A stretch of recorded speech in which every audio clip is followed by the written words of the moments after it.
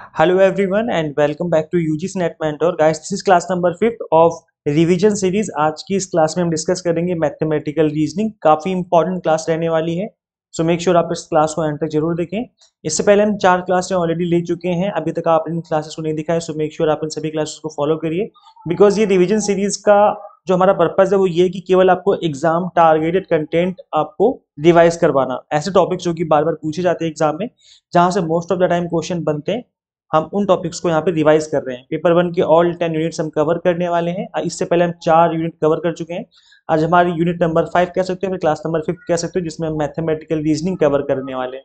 अब इस mathematical reasoning को हम कवर कैसे करेंगे, क्योंकि काफी लेंदी यूनिट है, काफी सारे टॉपिक हैं इसके अंदर। तो अगेन मैं बता दूं कि क्योंकि ये रिवीजन सीरीज है, तो हम केवल रिवीजन के पर्पज से इसको कवर कर रहे हैं। हम टॉपिक्स को इन डेप्थ नहीं पढ़ेंगे, हम उनके बेसिक्स समझेंगे और क्वेश्चंस देखेंगे, उसके बाद हम आगे बढ़ जाएंगे। तो इस तरीके से हम रिवीजन करने वाले हैं इस यूनिट की, और कुछ सिलेक्टेड टॉपिक करवाने वाले, जैसे नंबर सीरीज हो गया आपका, इसके अलावा नंबर सीरीज के अलावा आपका अल्फाबेट सीरीज हो गया, हम इसको कवर करेंगे। देन इसके बाद वॉच वाले क्वेश्चन हो गए, उनको हम देखेंगे एक बार। इसके अलावा हम बोट एंड स्ट्रीम करने वाले हैं, बोट एंड स्ट्रीम के क्वेश्चन देखेंगे, ट्रेन से रिलेटेड क्वेश्चन देखेंगे, और एक दो टॉपिक हो सकते हैं इसमें हम कवर करें। तो स्टार्ट करते हैं, मेक श्योर आप इस क्लास को अंत तक देखिए।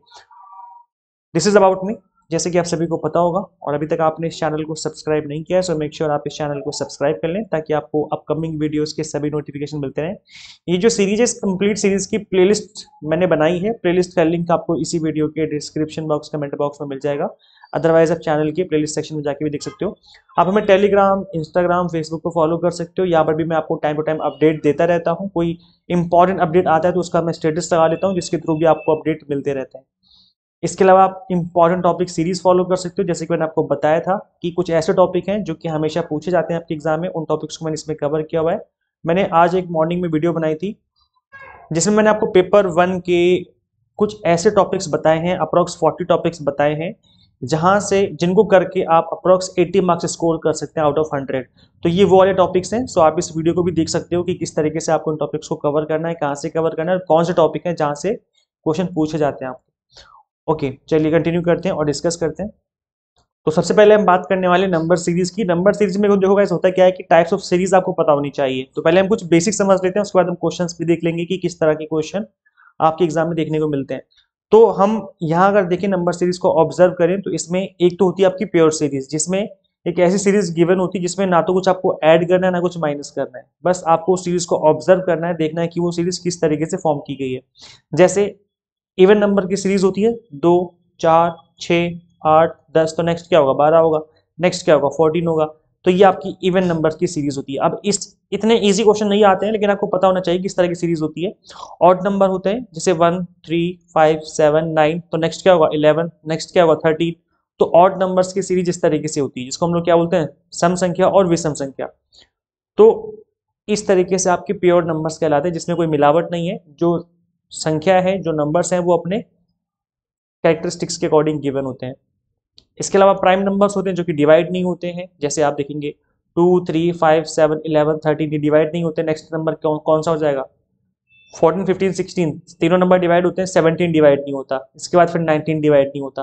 तो ये आपके प्राइम नंबर की सीरीज होती है। परफेक्ट स्क्वायर होते हैं, जैसे 121, आपको पता है कि 11 का स्क्वायर है, 144 12 का स्क्वायर हो गया, 169 13 का स्क्वायर। इस तरीके से स्क्वायर नंबर वाली सीरीज भी गिवन हो सकती है। परफेक्ट क्यूब होते हैं, जहां पर आपको नंबर्स की जो क्यूब गिवन होते हैं, उसके बाद आपको आइडेंटिफाई करना हो सकता है कि कौन सा नंबर का नेक्स्ट होगा इसमें। इसके अलावा डिफरेंस सीरीज अभी आती है आपके एग्जाम में, और ज्यादातर ये क्वेश्चन पूछे जाते हैं आपके एग्जाम में डिफरेंस वाले, जिसमें आपको डिफरेंस आइडेंटिफाई करना होता है कि कितना डिफरेंस है और नेक्स्ट नंबर क्या होगा। जैसे आप यहाँ पे देख सकते हो अपनी स्क्रीन पे 13, 18, 28, 43, 63, तो इसमें आपको गैप आइडेंटिफाई करना है। तो इसमें क्या गैप है, 5 का गैप है। इसमें कितना गैप है, 10 का गैप है। नेक्स्ट इसमें कितना गैप है, फिर 15 का गैप है। फिर नेक्स्ट कितना गैप है, इसमें 20 का गैप है। फिर नेक्स्ट कितना गैप होगा, फिर 25 का गैप होगा, क्योंकि आप देख रहे हो कि जो गैप है 5-5 से इंक्रीज हो रहा है। तो इस तरीके से नेक्स्ट नंबर क्या हो जाएगा, 88 हो जाएगा। तो इस तरीके की सीरीज भी आपको देखने को मिल सकती है एग्जाम में। इसके बाद ज्योमेट्रिक सीरीज होती है। ज्योमेट्रिक सीरीज क्या होती है गाइस, जिसमें या तो कुछ मल्टीप्लाई हो रहा है या तो कुछ डिवाइड हो रहा है। जैसे आप यहाँ पे देख पा रहे होंगे 5, 35, 245, 1715, तो ये क्या है, इसमें मल्टीप्लाई हो रहा है, 5 की मल्टीप्लाई 7 में की तो 35 आ गया। देन अगेन हम 7 की मल्टीप्लाई करेंगे 245, अगेन हम 245 की 7 मल्टीप्लाई करेंगे तो 1715, अगेन हम 7 की मल्टीप्लाई करेंगे तो हमें नेक्स्ट नंबर मिल जाएगा, दैट इज 12005। तो यहाँ पर क्या है, किसी नंबर की मल्टीप्लिकेशन हो रही होती है या डिवीजन भी हो सकता है। जैसे ये नंबर है, हम 11 से डिवाइड करेंगे तो ये नंबर आ जाएगा, 11 से डिवाइड करेंगे तो ये नंबर आ जाएगा, 11 से डिवाइड करेंगे तो ये नंबर आ जाएगा, फिर 11 से डिवाइड करेंगे तो नेक्स्ट नंबर आ जाएगा 3।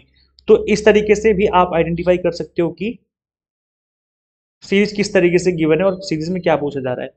यहाँ पर अगर नंबर बड़े बड़े गिवन है स्टार्टिंग में, तो मैं आपको ये सजेस्ट करूंगा कि आप यहाँ से सीरीज को आइडेंटिफाई करना स्टार्ट ना करें, बल्कि इस साइड से सीरीज को आइडेंटिफाई करना स्टार्ट करें। यहाँ से कंपेरेटिवली इजी होता है सीरीज को आइडेंटिफाई करना जहाँ नंबर छोटे होते हैं। तो इस तरीके से आप चीज़ों को ऑब्जर्व करिए। ऐसे ही आप देखेंगे यहाँ पर जो नंबर है, यहाँ पर डिवाइड बाय 2 नेक्स्ट नंबर आ रहा है, डिवाइड बाय 2 नेक्स्ट नंबर आ रहा है, divide by 2 next number, 40 divide by 2 21, 21 divide by 2 तो नेक्स्ट नंबर क्या आ जाएगा 10.5। या आप ऐसे भी देख सकते हो कि यहाँ पर जो नंबर है एक दूसरे के डबल हो रहे हैं। जैसे 21 का डबल 42, 42 का डबल 84, 84 का डबल 168, 168 का डबल 336। मतलब यहाँ पर हर नंबर में मल्टीप्लाई 2 हो रहा है। तो यहाँ पर पीछे वाला नंबर क्या होगा 10.5, तभी तो उसका डबल 21 होगा ना। तो इस तरीके से भी आप चीज़ों को आइडेंटिफाई कर सकते हो। इसके अलावा 2 टीयर अर्थमेटिक सीरीज भी होती है। इसमें क्या होता है, 2 टीयर बन रहे होते हैं। मतलब आप यहाँ पे एग्जांपल देख सकते हो 4, 5, 9, 16, 26, 39, 55। अब इसमें क्या है, इसमें आप देखेंगे कि जो आपके नंबर्स हैं इसमें जो डिफरेंस है उनका भी डिफरेंस निकालना पड़ेगा आपको। जैसे यहाँ पे नंबर का डिफरेंस देखिए, पहले 1 का डिफरेंस है, फिर 4 का डिफरेंस हो गया, 4 9, फिर 9 16 के बीच में 7 का डिफरेंस हो गया, 16 26 के में 10 का डिफरेंस हो गया, फिर 13 का डिफरेंस हो गया, फिर 16 का डिफरेंस हो गया, है ना।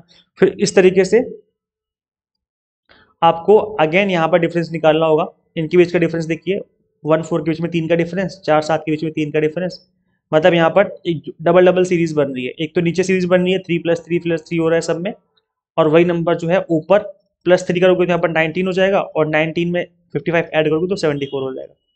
तो 2 टीयर सीरीज में क्या होता है, डबल डबल हमें माइनस करना पड़ता है। डबल डबल यहाँ पर सीरीज होती है, एक ही सीरीज के अंदर 2 2 सीरीज छिपी होती हैं।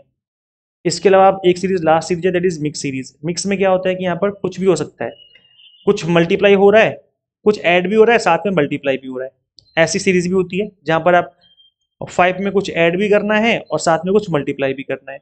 इस तरीके की सीरीज भी होती है, और इस तरह के क्वेश्चन भी एग्जाम में देखने को मिल सकते हैं। जैसे सीरीज है 7, 15, 32, 67, 138, इस तरह की सीरीज गिवन है। अब यहाँ पे आप देखेंगे कि जो नेक्स्ट नंबर बन रहा है ना, 7 के बाद जो नेक्स्ट नंबर बन रहा है 15, वो कैसे बना, 7 की मल्टीप्लाई 2 में करी और +1 कर दिया तो 15 हो गया। फिर 15 की मल्टीप्लाई 2 में करी, फिर 2 ऐड कर दिया। फिर 32 की मल्टीप्लाई 3 में करी, और सॉरी 2 में करी, 32 मल्टीप्लाई बाय 2 किया, और फिर उसमें क्या कर दिया हमने, ऐड कर दिया 3। तो यहाँ पे क्या है, मल्टीप्लाई भी कर रहे हैं 2 से और नंबर भी ऐड करते जा रहे हैं 1 2 3 4 इस तरीके से। तो आपकी जो सीरीज है वो बन जाएगी। तो इस तरह की जो सीरीज होती है उसको हम लोग मिक्स सीरीज के नाम से जानते हैं।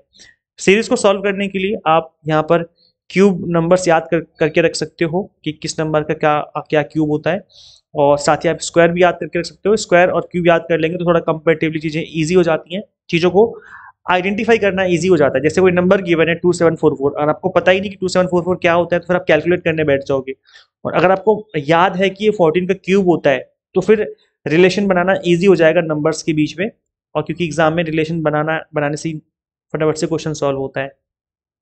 अब देखो गाइस, आपकी स्क्रीन पे क्वेश्चन है, इसको ट्राई करिए सॉल्व करने का। सोच के देखो क्या आंसर हो सकता है इसका और किस तरीके से सॉल्व करना है इसको हमें।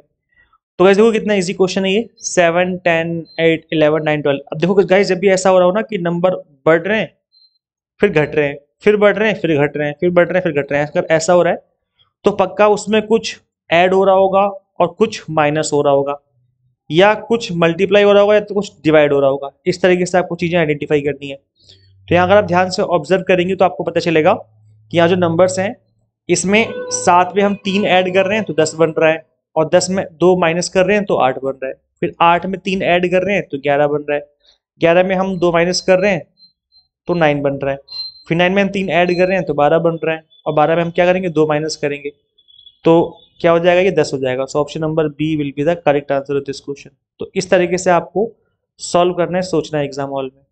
जैसे ये क्वेश्चन है आपकी स्क्रीन पे दिख रहा होगा 80 10 70 15 16। अब यहाँ भी नंबर क्या है, पहले घट रहे हैं फिर बढ़ रहे हैं, फिर घट रहे हैं फिर बढ़ रहे हैं। तो यहाँ पर भी आपको इस तरीके से सोचना है कि क्या हो सकता है।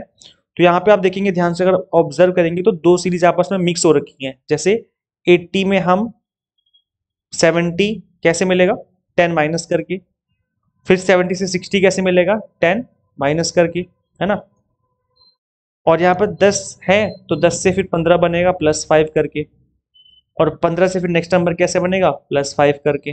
तो नेक्स्ट नंबर क्या होगा, 20। तो इनके option number A will be the right answer. तो यहाँ पर दो सीरीज इस तरीके से आपस में मिक्स भी हो सकती हैं।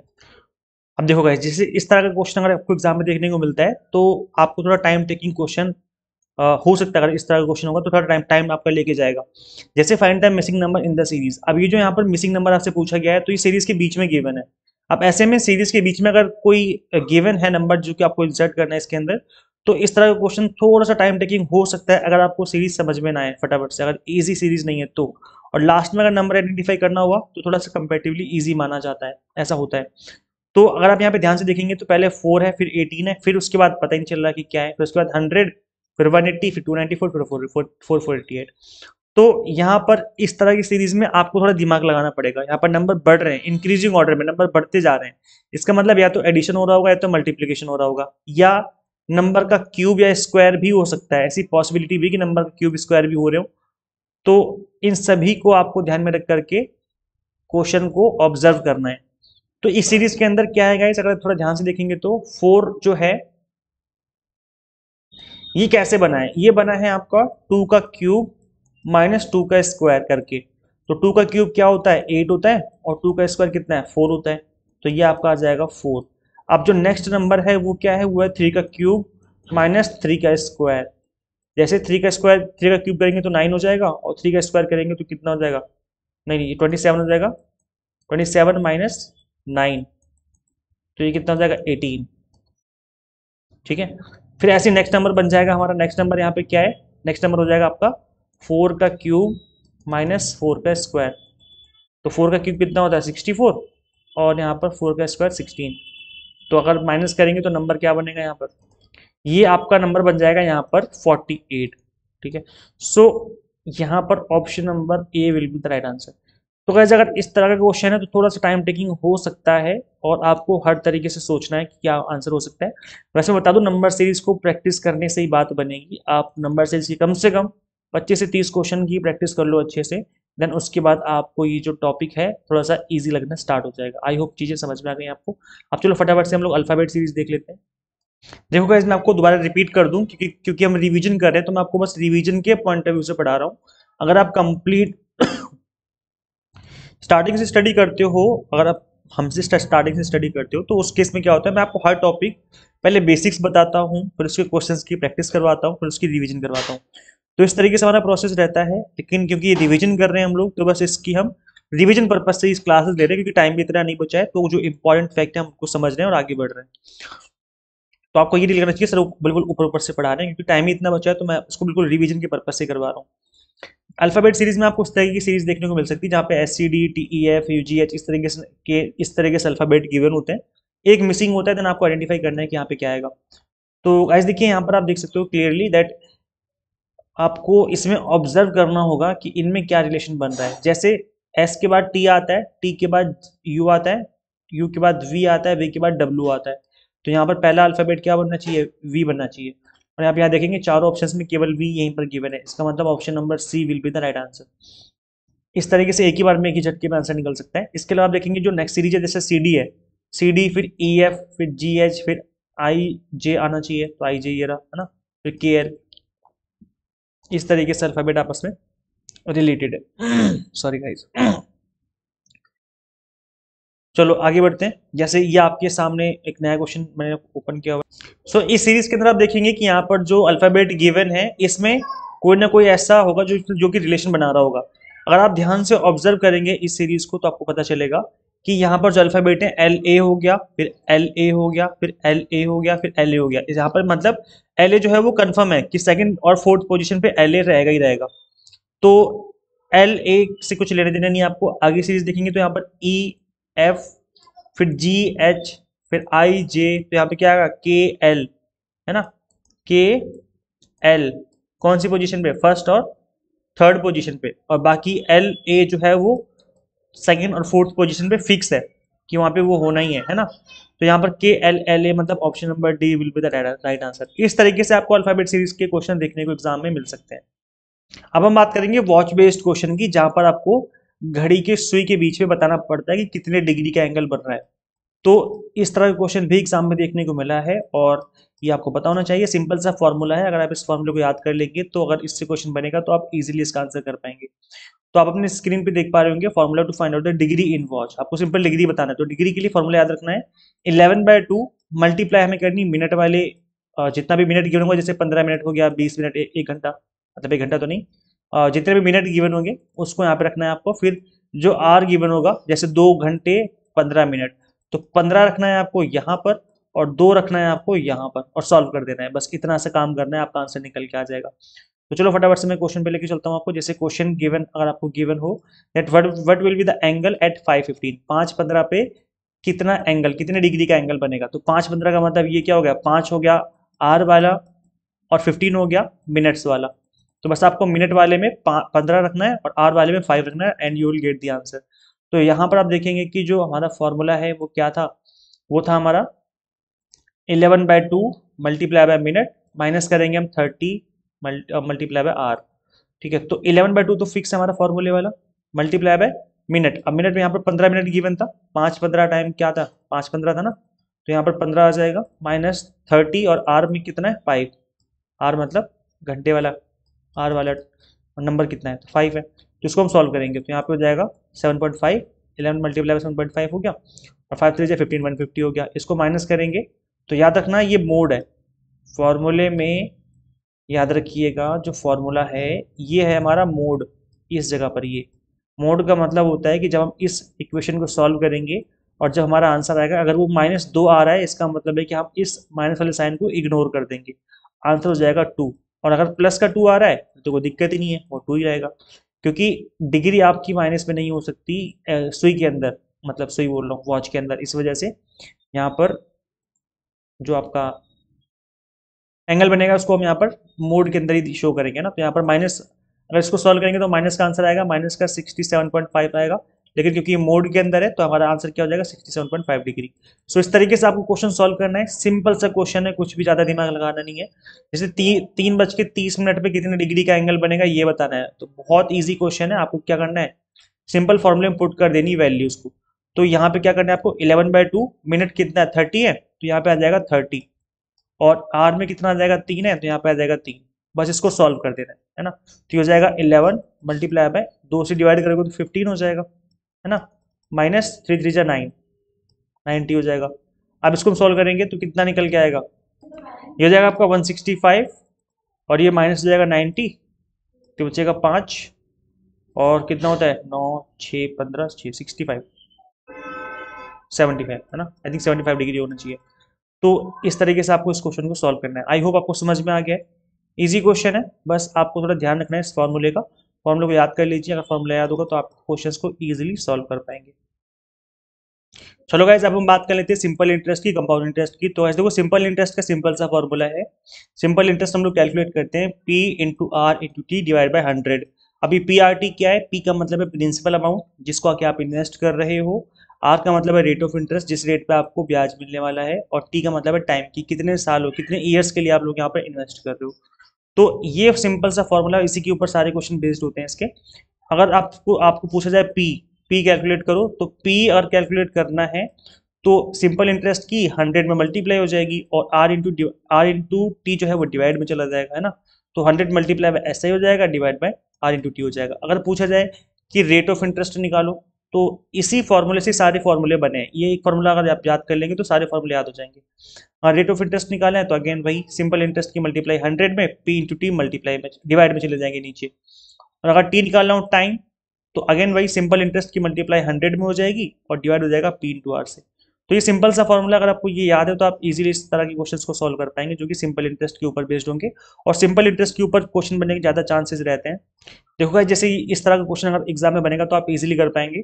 How much time will it take for an amount of ₹450 to yield ₹81 as an interest at 4.5%। तो यहाँ पे आपको इंटरेस्ट गिवन है, इंटरेस्ट कितना है 81 है, ठीक है। रेट ऑफ इंटरेस्ट गिवन है 4.5 और इसके अलावा आपको अमाउंट गिवन है that is principal amount is 450। अब यहाँ से आपको क्या पूछा गया है, हाउ मच टाइम, मतलब आपको टी बताना है। तो टी का फॉर्मूला क्या होता है, simple interest multiply by 100 divide by principal amount into rate, यही होता है ना, हमने अभी अभी देखा जस्ट। और ये फॉर्मूला कहाँ से निकल के आया, ये फॉर्मूला सिंपल सा फॉर्मूला जो हमने सीखा था, that was simple interest is equal to P into R into T upon में 100, है ना। इसी फॉर्मूले का यूज करके हमने इसको बनाया है। दैट इज हमें टी निकालना है, तो सिंपल इंटरेस्ट की मल्टीप्लाई 100 में हो जाएगी और पी इंटू आर जो है वो डिवाइड में आ जाएंगे। तो इसी से बनाए, तो सिंपल इंटरेस्ट कितना गिवन है यहाँ पर 81 गिवन है, मल्टीप्लाई बाय 100 हो गया, डिवाइड बाय प्रिंसिपल अमाउंट कितना है 450, multiply by rate of interest that is 4.5। जब आप इसको सॉल्व करेंगे तो हमारा आंसर निकल के आ जाएगा। तो गाइज ये निकल के आ रहा है option number B, that is 4, option number B 4 years. तो इस तरह के क्वेश्चन बनेगा तो आप इजीली कर पाएंगे, कोई बड़ी बात नहीं है इस तरह क्वेश्चन करना, है ना। अब हम बात कर लेते हैं कंपाउंड इंटरेस्ट की। तो ऐसे देखो कंपाउंड इंटरेस्ट का फॉर्मूला क्या होता है, कंपाउंड इंटरेस्ट को कैलकुलेट करने से पहले हमें अमाउंट कैलकुलेट करना पड़ता है, फिर अमाउंट निकलने के बाद हम सिंपल तरीके से कंपाउंड इंटरेस्ट कैलकुलेट कर सकते हैं। तो अमाउंट का फॉर्मूला क्या होता है, when interest is compounded annually, मतलब हर साल, एक साल में एक बार इंटरेस्ट लगेगा, तब उस केस में क्या होगा, amount is equal to P that is principal amount, bracket में 1 प्लस आर अपॉन में 100 की पावर एन। अब यहाँ पर आर क्या है, रेट ऑफ इंटरेस्ट, पी क्या है, प्रिंसिपल अमाउंट, और आर क्या है, आर है नंबर ऑफ ईयर्स की, कितने टाइम में जो है आपका टाइम, कितने साल के लिए इन्वेस्ट कर रहे हो। प्रिंसिपल का मतलब क्या होता है, मूलधन, है ना। तो यहाँ पर एक बार हमारा अमाउंट निकल गया तो हम कंपाउंड इंटरेस्ट निकाल सकते हैं। कंपाउंड इंटरेस्ट क्या होता है, अमाउंट माइनस प्रिंसिपल अमाउंट। तो सपोज करो अगर अमाउंट निकल के आता है 210 रुपये, प्रिंसिपल है 200 रुपये, तो उस केस में हमारा कंपाउंड इंटरेस्ट कितना हो जाएगा, 10 रुपये। तो कंपाउंड इंटरेस्ट हम इस तरीके से निकालते हैं। अब यहाँ पर कंपाउंड इंटरेस्ट तभी निकलेगा जब आप पहले अमाउंट कैलकुलेट करें। अमाउंट का मतलब होता है कि टोटल अमाउंट कितना हो गया है। जैसे सपोज करो मैंने एक बैंक में 400 रुपये जमा करे 3 सालों के लिए, 3 ईयर्स के लिए, अब ये प्रिंसिपल अमाउंट कहलाएगा। और आफ्टर 3 ईयर्स मेरा कितना अमाउंट हो जाएगा एट द रेट ऑफ 10% के हिसाब से। तो फॉर एग्जाम्पल, मैं एक एग्जाम्पल लेके बता रहा हूँ, एक एग्जाम्पल ही दे रहा हूँ मैं, मतलब मैं कंफर्म नहीं बता रहा कि ये अमाउंट होगा। एक एग्जाम्पल के तौर पे 445 रुपये हो गए, एक एग्जाम्पल के तौर पे। तो ये जो 3 साल के बाद जो मेरा अमाउंट हो गया ना 445, इसको कहा जाता है अमाउंट, जिसको कि हम यहाँ पर कैलकुलेट कर रहे हैं। दिस इज अमाउंट जिसको हम कैलकुलेट करते हैं 445। अब जब हम 445 में 400 माइनस कर देंगे दैट इज प्रिंसिपल अमाउंट, तो डिफरेंस कितना है इसका 45, जो 45 है दैट इज मेरा कंपाउंड इंटरेस्ट, कि मुझे इतना इंटरेस्ट मिला है। तो इस तरीके से हम यहाँ पर कंपाउंड इंटरेस्ट कैलकुलेट करते हैं। तो ये फॉर्मूला है जब हमारा एनुअली लगता है इंटरेस्ट। अगर हाफ ईयरली लगेगा तो यहाँ पर जो एन है वो 2n हो जाएगा और रेट को हम 2 से डिवाइड कर देंगे, सिंपल, बाकी सब कुछ वही रहेगा। और क्वार्टरली है तो यहाँ पर जो एन है उसमें 4 से मल्टीप्लाई हो जाएगा और रेट 4 से डिवाइड हो जाएगा। तो इतना से कर रहा है बस, and you will get the answer. ज़्यादातर क्वेश्चन जो है आपका या तो एनुअली आता है तो हाफ ईयरली आता है, क्वार्टरली आने के चांसेस बहुत कम होते हैं क्योंकि फिर कैलकुलेटर यूज करना पड़ जाएगा और कैलकुलेटर अलाउड होता नहीं है एग्जाम में। तो ज़्यादातर तब तो एनुअली ही आता है, बहुत ज़्यादा हार्ड देंगे तो हाफ एनुअली, इससे ज़्यादा बियॉन्ड आपके यूजीसी नेट एग्जाम में नहीं दे सकते क्योंकि आपको सबको पता है कि कैलकुलेटर तो अलाउड ही नहीं है। सो क्वेश्चन देख लेते हैं फटाफट से। The compound interest on ₹30,000 at 7% per annum is ₹4347। The period in years. अब यहाँ पे आपको टाइम बताना है। देखो क्या बोला जा रहा है, that the compound interest on ₹30,000, तो ये क्या हो गया आपका प्रिंसिपल अमाउंट हो गया। रेट क्या हो गया, पर एनम है तो आपका फॉर्मूला लगेगा पहला वाला, ये आपका रेट ऑफ इंटरेस्ट हो गया। और ये आपको कंपाउंड इंटरेस्ट गिवन है, ये आपको सीआई गिवन है। अब आपको बताना है टाइम, एन बताना है कितने टाइम में आपका अमाउंट इतना हो जाएगा। अब यहाँ पे आप अगर ध्यान से देखेंगे तो फॉर्मूला क्या होता है, amount is equal to P 1 plus R upon में 100 की पावर एन, ये फॉर्मूला होता है। अब यहाँ पे आपको एन पूछा हुआ है, आपको टाइम पूछा हुआ है दैट इज एन, ठीक है। नंबर ऑफ ईयर्स पूछे हैं, कितने टाइम में आपका इतना अमाउंट हो जाएगा। तो आपको प्रिंसिपल अमाउंट गिवन है दैट इज 30,000, रेट गिवन है 7%, ये रहा 7% यहाँ पुट कर देंगे 7%, 100 फॉर्मूले में। बाकी ए कहाँ से निकलेगा, ए है आपका, मैंने आपको बताया था थोड़ी देर पहले ही कि जो हमारा कंपाउंड इंटरेस्ट होता है वो क्या होता है, अमाउंट माइनस पी होता है ना।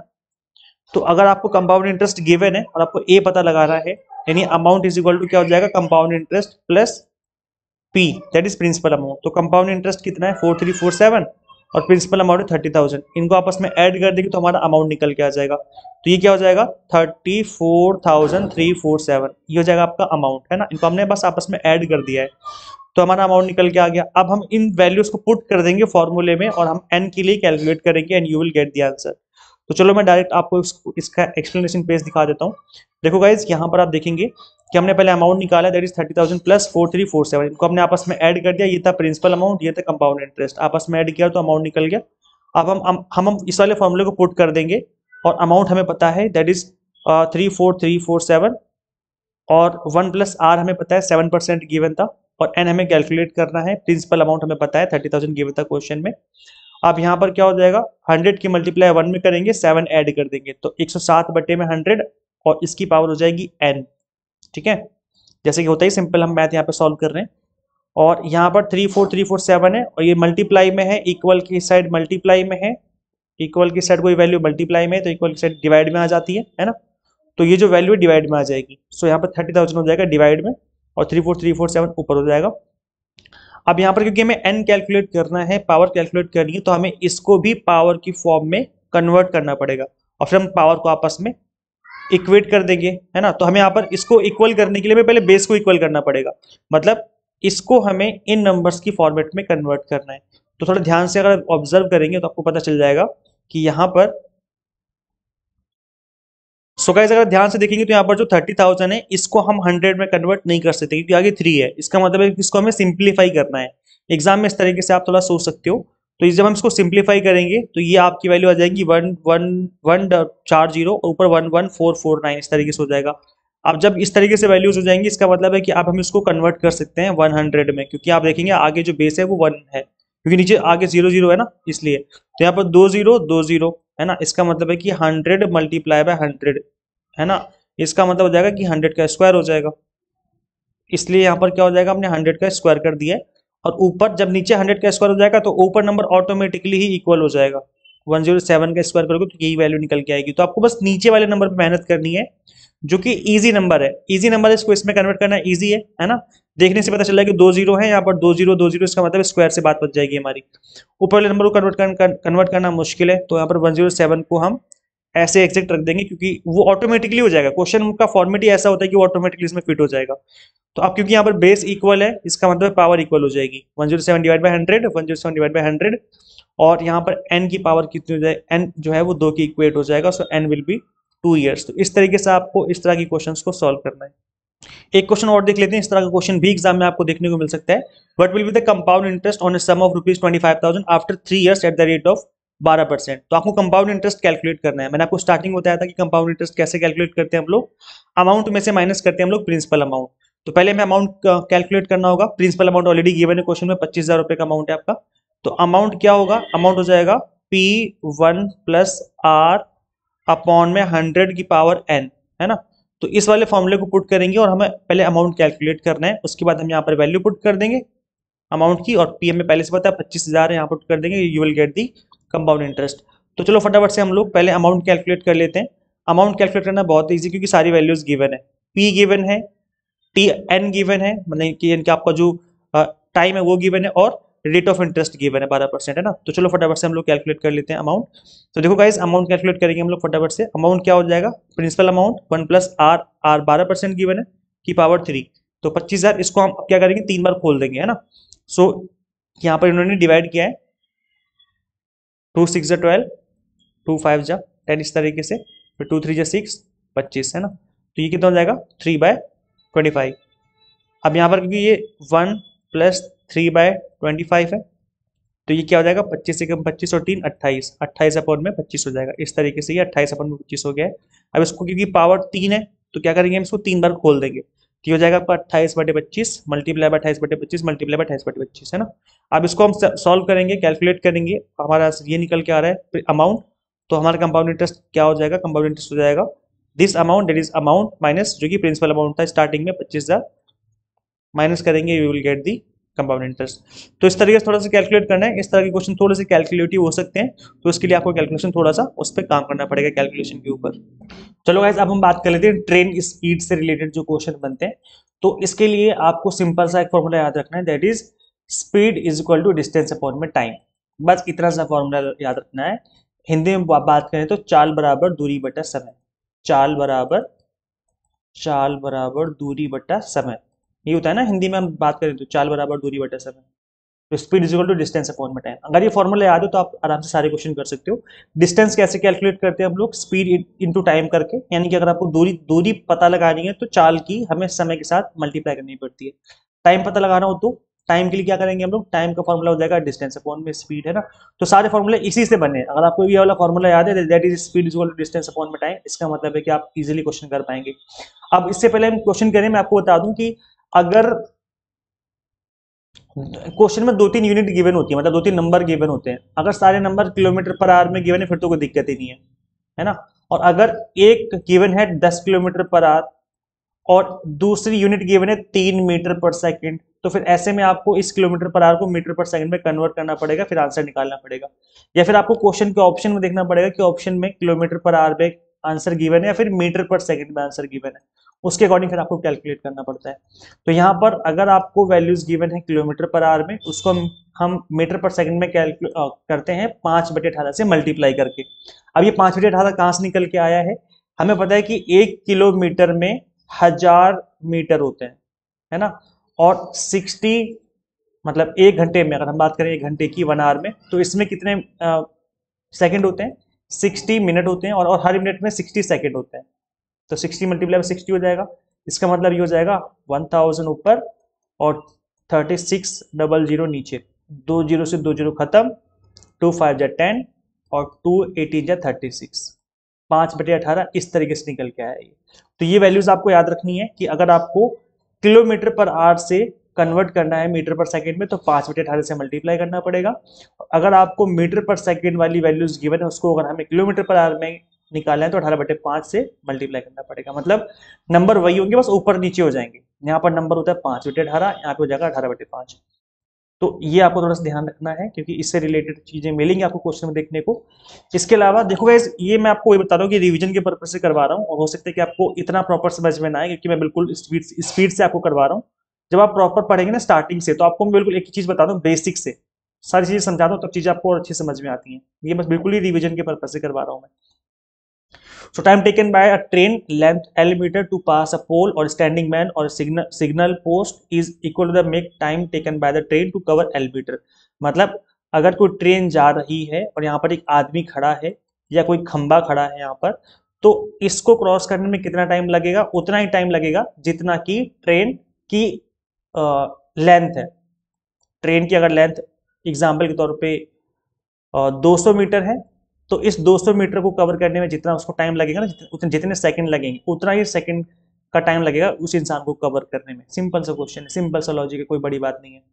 Time taken by train of length L metre to pass a stationary object L, जिसकी लेंथ B मीटर है, तो उस केस में टाइम कितना लगेगा, time taken by train to cover L plus B metre. देखो गाइज, यहाँ पर क्या बोला जा रहा है कि एक ट्रेन आ रही है और यहाँ पर अब कोई इंसान नहीं खड़ा, अब एक प्लेटफॉर्म है। अब प्लेटफॉर्म की जो डिस्टेंस होती है ना, प्लेटफॉर्म काफी बड़ा होता है, तो इस ट्रेन को, इस प्लेटफॉर्म को क्रॉस करने में कितना टाइम लगेगा। तो यहां पर अब क्या करेंगे हम, जो ट्रेन की लेंथ है L वो, और जो स्टेशनरी ऑब्जेक्ट है दैट इज आपका प्लेटफॉर्म हो गया, उसको, इन दोनों को हम ऐड कर देंगे L प्लस बी। अब सपोज करो ट्रेन की जो लेंथ है वो 200 मीटर है और जो आपका ये प्लेटफॉर्म है वो 300 मीटर है, तो ऐसे में अब इन दोनों को ऐड कर देंगे, 500 मीटर ऐड कर दिया। अब इस 500 मीटर को कवर करने में जितना टाइम लगेगा ना, जितने टाइम लगेगा इस 500 मीटर को कवर करने में, उतना ही टाइम लगेगा उसको इस stationary object that is platform को कवर करने में। तो ये सिंपल सी चीजें जो कि बेसिक्स आपको पता होनी चाहिए, नहीं तो क्वेश्चन नहीं कर पाओगे, दिक्कत होगी, है ना। अगर 2 ट्रेनें आ रही हैं, सेम डायरेक्शन में चल रही हैं, एक की स्पीड u है, एक की स्पीड v है, तो उसकी रिलेटिव स्पीड क्या हो जाएगी, u माइनस वी। और अगर दोनों अपोजिट डायरेक्शन में आ रही होता है ना कि 2 ट्रेनें एक ट्रेन जा रही, एक ट्रेन आ रही है, तो अब बताओ कितने टाइम में ये क्रॉस कर लेंगी। तो इस केस में फिर हमें इनकी जो स्पीड है उनको हमें प्लस करना पड़ता है, u प्लस वी करना पड़ेगा। Distance is equal to sorry speed is equal to distance upon time वाले वैल्यू में इसको फिर हमें इस वैल्यू को यहाँ पर पुट करना पड़ता है। तो ये कुछ बेसिक्स है जो कि आपको पता करने ही पड़ेंगे, तभी क्वेश्चन सॉल्व कर पाओगे, अदरवाइज फिर क्वेश्चन सॉल्व करने में बहुत दिक्कत आती है, क्वेश्चन समझ में नहीं आती कि क्या चल रहा है। चलो मैं आपको डायरेक्ट क्वेश्चन में लेके चलता हूँ तो समझ में आएगा। A train running at a speed of 60 kilometre per hour cross a pole in 9 second. एक ट्रेन है जो कि 60 किलोमीटर पर आवर की स्पीड से चल रही है, वो एक पोल को क्रॉस कर जाती है 9 सेकंड के अंदर। What is the length of the train, आपको ट्रेन की लेंथ बतानी है। तो सिंपल सा फॉर्मूला लगेगा, speed is equal to distance upon में टाइम। अब यहाँ पर स्पीड क्या है, स्पीड है 60 किलोमीटर पर आवर, लेकिन यहाँ पर दूसरी जो वैल्यू गिवन है वो सेकंड में गिवन है, तो मैंने आपको बताया था कि कन्वर्ट करना पड़ेगा। यहाँ पे हमें क्या करना पड़ेगा, वैल्यू को हमें इस वैल्यू को हमें सेकंड में कन्वर्ट करना पड़ेगा, मतलब मीटर पर सेकंड में कन्वर्ट करना पड़ेगा, क्योंकि आंसर भी मीटर में ही गिवन है। तो यहाँ पर हमें इस वैल्यू को कन्वर्ट करना पड़ेगा मीटर पर सेकंड में। उसके लिए क्या करना पड़ेगा, हमें 60 की मल्टीप्लाई करनी पड़ेगी 5/18 में, ये सुनो। तो इतना सा काम करना है, तो हमारा जो मतलब जो वैल्यू है मीटर पर सेकंड में कन्वर्ट हो जाएगी। सपोज करो इसको हमें कन्वर्ट करना पड़ता किलोमीटर पर आवर में, तो हमें क्या करना पड़ता, 18/5 करना पड़ता, तब जो हमारी वैल्यू है किलोमीटर पर आवर में हो जाती। लेकिन वो ऑलरेडी किलोमीटर पर आवर में गिवन है, तो उसको कन्वर्ट करने की जरूरत ही नहीं है ना। मैं बस एक बात बता रहा हूँ कि किलोमीटर पर सेकंड में 5/18 और किलोमीटर पर आवर में 18/5, इन दोनों वैल्यूज को याद रखना है। मल्टीप्लाई करोगे तो ऑटोमेटिकली वैल्यूज कन्वर्ट हो जाएंगी। तो पहले मैं वैल्यू कन्वर्ट करनी है, उसके बाद में 9 सेकंड से मल्टीप्लाई कर देनी है। क्यों, क्योंकि मैंने आपको क्या बताया था, मैंने आपको बताया था कि एक ट्रेन जब जा रही है ना, तो अगर कोई पोल है, यहाँ पर कोई इंसान या पोल खड़ा है, तो जब जितनी ट्रेन की लेंथ है उसी लेंथ को कवर करने में जो टाइम लगेगा वही टाइम लगता है इस इंसान को क्रॉस करने में या फिर इस पोल को क्रॉस करने में। तो टाइम का पता लगाना है ना, तो टाइम का पता कैसे लगता है, speed is equal to distance upon में टाइम। तो टाइम अगर पता लगाना है हमें, तो टाइम क्या हो जाएगा, distance, oh sorry guys, time तो ऑलरेडी गिवन है ना, मैं 9 सेकंड, हमें डिस्टेंस का पता लगाना है। डिस्टेंस मतलब लेंथ का पता लगाना है कि ट्रेन की लेंथ कितनी है। तो इस फॉर्मूले में जो कि मैं बता रहा हूँ बार बार, speed is equal to distance upon में टाइम में, तो हमें डिस्टेंस का पता लगाना है, तो डिस्टेंस क्या हो जाएगा, स्पीड इंटू टाइम, है ना। सिंपल से मल्टीप्लाई हो जाएगी। तो स्पीड जो है ये रही, टाइम हमें पता है, बस इसके आपस में मल्टीप्लाई करनी है, you will get the answer. लेकिन मल्टीप्लाई कब करनी है, वैल्यूज को कन्वर्ट करने के बाद। तो हम क्या करेंगे, पहले 60 किलोमीटर पर आवर जो गिवन है, पहले हमने इसकी मल्टीप्लाई करके 5/18 से वैल्यू कन्वर्ट कर लिया। अभी मीटर पर सेकंड में वैल्यू आ गई है, स्पीड हमें पता लग गई मीटर पर सेकंड में। अब हम फॉर्मूला लगा देंगे, speed equal to distance upon में टाइम, यानी कि डिस्टेंस पता लगाने के हमें क्या करना पड़ेगा, स्पीड इंटू टाइम करना पड़ेगा। तो स्पीड क्या है 50/3 और टाइम क्या है 9 सेकंड, जो कि क्वेश्चन में गिवन है, मल्टीप्लाई करेंगे 150 metre is the right answer. Simple सा क्वेश्चन है, 2 लाइन का, देखो इस तरीके से सॉल्व करेंगे तो देन आपका आंसर इजीली आ जाएगा। एक क्वेश्चन और ले लेते हैं, जैसे सपोज करो अ ट्रेन 24 मीटर लॉन्ग, एक ट्रेन है जो कि जिसकी लंबाई 240 मीटर है, एक 24 सेकंड में पोल को क्रॉस कर जाती है। How long it will take to pass a platform 650 metre long, एक प्लेटफॉर्म जिसकी लंबाई 650 मीटर है, कितने टाइम में उसको क्रॉस करेगी, है ना। सो यहाँ पर अगेन क्या करना है, आपको टाइम निकालना है। तो स्पीड क्या होता है, डिस्टेंस अपॉन में टाइम होता है, और टाइम निकालना होगा तो टाइम कैसे निकलेगा, टाइम निकलेगा डिस्टेंस अपॉन में स्पीड करके। अब यहाँ पर डिस्टेंस जो है वो क्या होगी, डिस्टेंस मैंने आपको पहले भी बताया था कि अगर कोई ट्रेन आ रही है तो उस केस में प्लेटफॉर्म और ट्रेन दोनों की लंबाई को ऐड कर दिया जाएगा, है ना। याद है मैंने बेसिक्स में बताया था थोड़ी देर पहले ही। तो यहाँ पर 650 मीटर ये और 240 मीटर ये, इनको आपस में ऐड कर दिया जाएगा, इस वो बन जाएगी हमारी डिस्टेंस। तो 6 2 8 890, है ना, 6 2 8 890, ठीक है 890। और स्पीड क्या है, स्पीड हमें पता लगानी है, तो स्पीड कैसे पता लगेगी, स्पीड पता लगेगी हमें डिस्टेंस अपॉन में टाइम करके। तो पहले हम स्पीड कैलकुलेट कर लेते हैं। ट्रेन जो है 240 मीटर लंबी 24 सेकंड में पोल को क्रॉस कर रही है, तो डिस्टेंस जो है 240 मीटर है ट्रेन की, जो कि क्रॉस कर रही है 24 सेकंड में, 24 से डिवाइड कर दो, तो ये क्या हो जाएगा 10। भाई हमने इसी फॉर्मूले में वैल्यू को पुट किया है, speed equal to distance upon में टाइम। तो यहाँ पे स्पीड क्या निकल के आ गई, स्पीड निकल के आ गई 10 मीटर पर सेकेंड। अब ये जो स्पीड हमने निकाली है यहाँ पुट कर दो वैल्यू, 10 पुट कर दो, कट कर दो, 89 आ गया, 89 सेकेंड। देखो इस तरह के क्वेश्चन मिलेंगे एग्जाम में, और डायरेक्ट इसी तरह के क्वेश्चन मिलेंगे, बस वैल्यूज वैल्यूज अलग होती हैं। तो अगर इस तरह की क्वेश्चन अगर आप कर पा रहे हो, समझ पा रहे हो, इसका मतलब है कि आप इजीली क्वेश्चन एग्जाम में कर पाओगे। क्वेश्चन की थोड़ी प्रैक्टिस और करनी है आपको, प्रैक्टिस कर लेना थोड़ी सी क्वेश्चंस की और। अब हम बात कर लेते हैं बोट एंड स्ट्रीम की, and then this will be the last topic. So guys देखो यहाँ पर बोट एंड स्ट्रीम में भी वही सेम फॉर्मूला लगेगा आपका, इसमें भी वही सेम फॉर्मूला लगेगा, that is speed is equal to distance upon में टाइम, यानी कि चाल बराबर दूरी बटे समय। तो वही सिंपल फॉर्मूला है, बस आपको ये याद रखना है कि जो डायरेक्शन है बोट की वो पानी में यानी नदी की तरफ, नदी इस तरफ बह रही है तो बोट भी इधर को बह रही है, और अगर नदी इस तरफ बह रही है बोट अगर अपोजिट डायरेक्शन में बह रही है, तो बस इतना ध्यान रखना है। तो इसको ध्यान रखोगे तो क्वेश्चन इजीली बन जाएगा विदाउट एनी मिस्टेक।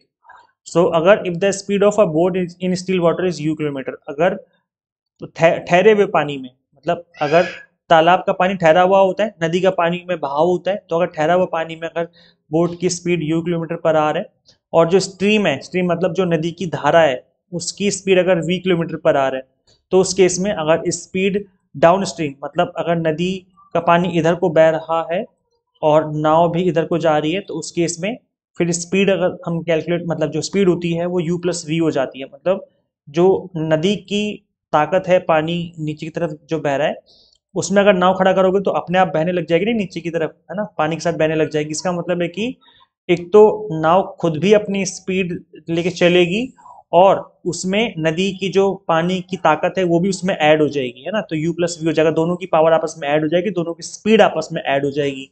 और अगर स्पीड अपस्ट्रीम है, मतलब अगर नदी इस तरह बह रही है इस तरीके से, और जो नाव है वो अपोजिट डायरेक्शन में चल रही है, तो यहाँ पर हमें माइनस करना पड़ेगा, क्योंकि यहाँ पर हमें ज्यादा ताकत लगानी पड़ेगी, दोनों की एनर्जी को माइनस करना पड़ेगा। तो यू जो है वो आपकी बोट की एनर्जी है, वी जो है आपके स्ट्रीम की एनर्जी है, मतलब उसकी स्पीड है किलोमीटर पर आवर में, है ना। तो इसको हमें माइनस करना पड़ेगा, then you will get the speed upstream. तो ये दो फॉर्मूले जो कि आपको याद रखने हैं। इसके अलावा एक चीज और है, that if the speed downstream is A kilometre per hour, the speed of upstream is B kilometre per hour. Downstream की स्पीड दे दी, अप स्ट्रीम की स्पीड दे दी। अब आपसे पूछ लिया कि बताओ स्पीड इन स्टिल वाटर की, एक बोट की स्टिल वाटर में कितनी स्पीड होगी, तो दोनों को ऐड करो, कुछ नहीं करना, दोनों को ऐड करना, दो से डिवाइड कर दो, you will get the answer. और रेट ऑफ स्ट्रीम अगर पूछ ले कि बताओ कि जो स्ट्रीम है यानी कि जो नदी है उसकी, उसका रेट कितना है, उसकी स्पीड कितनी है, तो सिंपल माइनस करना है दोनों वैल्यूज को, दो से डिवाइड करना है। तो ये है। अब देखो मैं अगेन वही बोलूंगा, मैं बिल्कुल बेसिक्स बता रहा हूँ आपको, ऊपर ऊपर से पढ़ा रहा हूँ। मैं बहुत इन डेप्थ पढ़ाऊंगा तो आपको चीजें बहुत अच्छे से समझ में आएंगी, लेकिन मैं बिल्कुल ही ऊपर ऊपर से लेके चल रहा हूँ आपको, तो मैं भी शायद उतना ज्यादा डिटेल में आपको समझ में ना आए, बट फिर भी क्योंकि रिविजन पर्पज से तो बस मैं आपको रिवाइज ही करवा रहा हूँ। गाइस देखो यहाँ पर क्वेश्चन गिवन है, a boat can travel with the speed of 13 kilometre per hour in still water, ये आपको यू गिवन है। If the speed of the stream 4 kilometre, ये आपको वी गिवन है। Find the time taken by the boat to go to 68 kilometre, तो ये आपको distance given है ना। तो यहाँ पर स्पीड क्या हो जाएगा, time taken by to go to the downstream. Downstream में क्या होता है, डाउन स्ट्रीम हम ऐड कर देते हैं, यानी कि यू प्लस वी कर देते हैं हम लोग। तो यू कितना है, 13 है, यानी कि जो बोट की स्पीड है। फिर वी क्या है, जो कि स्ट्रीम की स्पीड है, 4 गिवन है, 4 गिवन है ये रहा। तो 13 4 कितना हो जाएगा, 17 हो जाएगा, 17 किलोमीटर पर आवर हो जाएगा। स्पीड में पता लगी, डिस्टेंस आपको गिवन है, और आपको क्या पता लगाना है, टाइम पता लगाना है, फाइंड द टाइम टेकन। तो स्पीड इज इक्वल टू क्या होता है, डिस्टेंस अपॉन में टाइम। टाइम पता लगाना है तो ये क्या हो जाएगा, डिस्टेंस अपॉन में स्पीड। अब डिस्टेंस कितनी है, 68 किलोमीटर का पूछा हुआ है कि 68 किलोमीटर कवर करने में कितना टाइम लगेगा, और टाइम हमें पता लगाना है, स्पीड हमें पता लगा ली 17, है ना। तो डिवाइड करो चलो फटाफट से, सिंपल है, 17 4 से कितना होता है 68, यानी कि option number C will be the right answer. इतने इजी क्वेश्चन है गाइस, और इसी लेवल के क्वेश्चन आपको एग्जाम में देखने को मिल सकते हैं। देखो गाइस कितना इजी क्वेश्चन है ये वाला, इस तरह क्वेश्चन भी एग्जाम में मिल सकता है आपको। If in 1 hour a boat goes 11 kilometre along the stream, stream के साथ जाती है 11 किलोमीटर की स्पीड से, and 5 kilometre against the stream, the speed of the boat in still water. याद है मैंने आपको थोड़ी देर पहले ऊपर ही बताया था कि स्टिल वाटर में पूछा जाए कि कितनी स्पीड है बोट की, तो उस केस में a प्लस बी करना है, डिवाइड बाय 2 कर देना है, you will get the answer. तो यहाँ पर 11 प्लस 5 डिवाइड बाय 2, तो कितना हो जाएगा ये 16 डिवाइड बाय 2 मतलब 8 will be the right answer. और अगर इसी क्वेश्चन में ये पूछ लिया जाए, बोट के अलावा ये पूछ लिया जाए कि find the speed of the जो आपका नदी है, नदी की धारा, है ना, सो उसकी स्पीड अगर पूछ ली जाए तो क्या हो जाएगा, a minus B divide by 2 कर देंगे हम लोग, तो वो हो जाएगा 11 माइनस 5 डिवाइड बाई 2। 11 में से 5 जाएगा तो कितना बचेगा 6 डिवाइड बाई 2, यानी कि 3 किलोमीटर। तो ये हो जाएगा स्पीड ऑफ रिवर या स्पीड ऑफ स्ट्रीम, ठीक है। तो अगर स्ट्रीम की पूछा जाए तो माइनस कर दो, और अगर बोट की पूछा जाए तो प्लस कर दो। तो ये थोड़ी देर पहले हमने बेसिक समझे थे, उसी में ये चीज भी गिवन थी, और इसी तरह के क्वेश्चन एग्जाम में देखने को मिल सकते हैं। गाइस आपको क्लास से कैसे लगती है प्लीज आप कमेंट करके बताया करो। और देखो क्लासें लेने में बहुत मेहनत लगती है, पीपीटी बनाने में बहुत टाइम जाता है, आपके लिए क्लास रिकॉर्ड करने में टाइम लगता है, तो आपसे सभी से ये रिक्वेस्ट है कि क्लासेस को लाइक करके शेयर किया करो, जितने भी आपके फ्रेंड्स तैयारी कर रहे हैं नेट की उनके साथ सबके साथ शेयर कर दिया करो, ताकि उनकी प्रिपरेशन भी अच्छी होती रहे, है ना। और आप हमारे टेलीग्राम ग्रुप जरूर ज्वाइन करें, यूजीसी नेट मेंटरो के नाम से, वहाँ पर मैं आपको पीडीएफ शेयर करता रहता हूँ, तो इस ग्रुप को भी आप जरूर ज्वाइन करिए। इसके अलावा गाइस, अगर आप यूजीसी नेट की तैयारी कर रहे हो तो इस एग्जाम को फर्स्ट अटेम्प्ट में क्रैक किया जा सकता है, अगर आप एग्जाम टारगेटेड स्टडी करें। हम आपको अपने प्लेटफॉर्म पर UGC net paper 1 commerce management pol science की एग्जाम टारगेटेड प्रिपरेशन करवाते हैं। जून 2025 के लिए हमने 6 मंथ के कोर्सेज भी आपको अवेलेबल करवा दिए हैं, प्लस अभी जो एग्जाम होने वाला है जनवरी वाला, इसके लिए मॉक टेस्ट अवेलेबल है, ओनली 499 हमने उसकी फीस रखी हुई है। पेपर 1 के मॉक टेस्ट अवेलेबल है, तो आप उनको भी अवेल कर सकते हैं प्रैक्टिस करने के लिए। और सबसे अच्छी बात है कि कंप्लीट कंटेंट बाइलिंगुअल मिलता है आपको यहाँ पर, 100 mock test and PDF notes मिलते हैं, जिसके थ्रू आप multiple time revision and practice कर सकते हैं।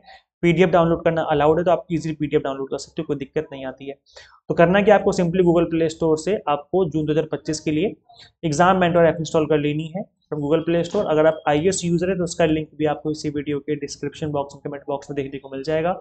सो रिवीजन पर्पज से मैंने आज की क्लास ली है, आई होप आपको समझ में आ गया होगा। नहीं आया होगा तो कोई बात नहीं, आप कंप्लीट कोर्स जब ज्वाइन करेंगे तो वहाँ पे आपको A to Z चीज़ें आपको मैं बिल्कुल बेसिक से पढ़ाऊंगा। हट स्पेशली रीजनिंग और मैथ में बिल्कुल ही बेसिक से पढ़ाता हूँ, ताकि आपको हर चीज़ अच्छे से समझ में आए।